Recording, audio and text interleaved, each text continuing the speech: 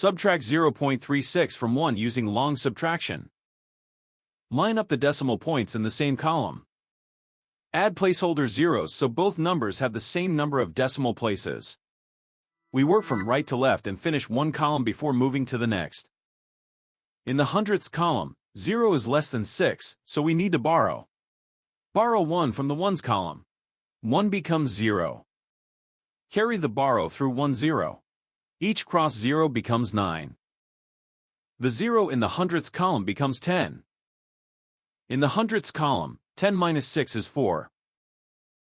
In the tenths column, 9 minus 3 is 6. In the ones column, 0 minus 0 is 0. Bring the decimal point straight down into the answer. The final result is 0.64.